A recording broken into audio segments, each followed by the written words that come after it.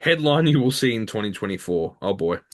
I do want to preface this by saying, obviously, I do have them in seventh. So we have to keep that in mind when we think about the back half of the I year. remember what this is. But my headline is related to round six. Fried pies. Port Adelaide shocks Collingwood to make it 6-0. 6-0. Port Adelaide shocks Collingwood to make it 6-0. Let's go to the fixture and let's read through how that one went. We'll sort by Port Adelaide. So, I know they lost that game to Collingwood by 42 points. So they weren't 6-0.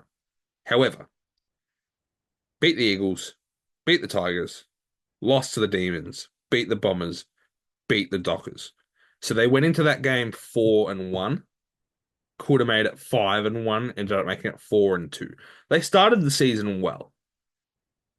So I guess that kind of makes me not awfully stupid, but it's wrong. So that's that's a cross mark, I guess. Um, nope, nope. 6-0 for Port Adelaide. This is their run at the start of the Wow. year. West Coast and Richmond, who are my bottom two teams. Should beat them. Melbourne in Adelaide, which is the one where they could slip up in the meantime. You'd probably Essendon, still give it to them. Fremantle, and then it's the Collingwood game. So I'm expecting them to run into Collingwood at 5-0, and then they just have to win that. Now, I know You last said year I Okay. made a 6-0 prediction, and it went terribly. they lost round one. They did lose round one, the Dockers. Thank you very much. So I have a knack for doing these 6-0 predictions. I did it with Freo the year before, and they lost their first game, and they just started awfully. Yeah. Look, we'll move on. We will move on. Set for a breakout season. I remember who I put here. Oh, I've gone with a bomber, a Cal former put bomber Massimo. teammate That's of Massimo yep. D'Ambrosio.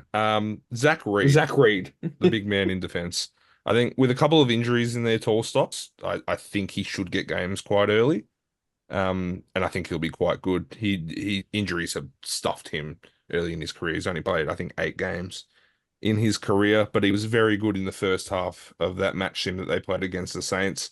I think he'll be very good this year. We'll see some nice footy from him in an improved Bombers outfit as a whole, I think. So yeah, Zach Reed for me.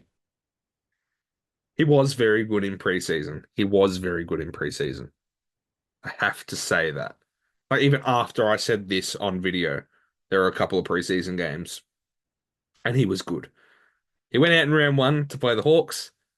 Started the game. Then he got injured, and he didn't play again. So he's now played 9 AFL games. And I still think he's a good player.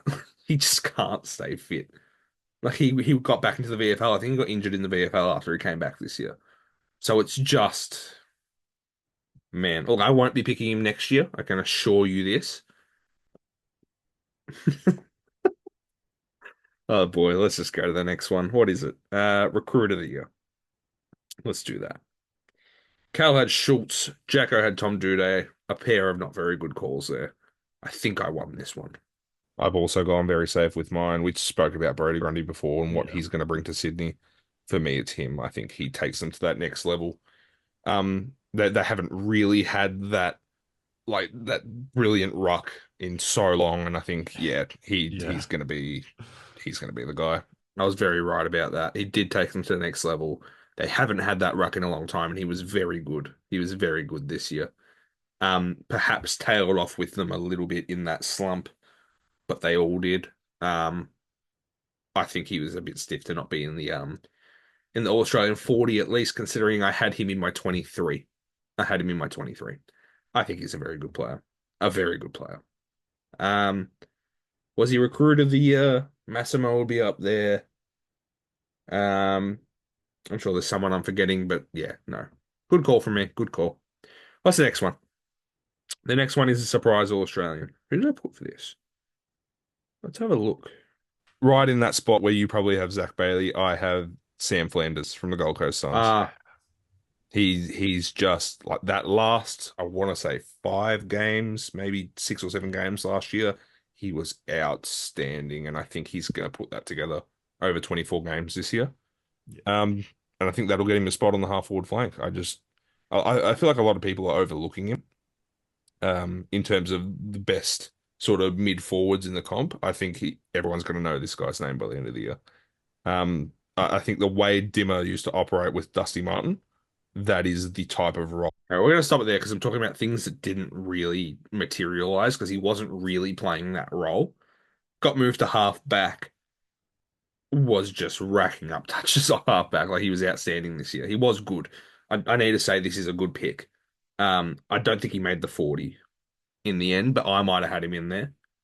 Did he make the 40? Tappa, tappa, tappa, tappa, tappa, tappa, tappa. 44 person squad. The 44, not the 40. Um, Gold Coast Suns. You know, he didn't make the 44, but he could have easily made it, and he was very good. So obviously got moved to halfback, as I said, and by the end of the year, he was playing a lot more midfield time, not really much forward time at all.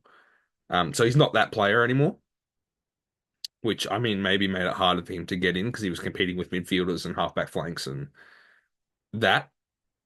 But he's very good, so I'll take it. It's a good call. I might. He wouldn't necessarily be as much of a surprise next year. I wonder if he qualifies next year, but I won't be boring. I'm not going to pick him again. Very good though. Very good player. Still.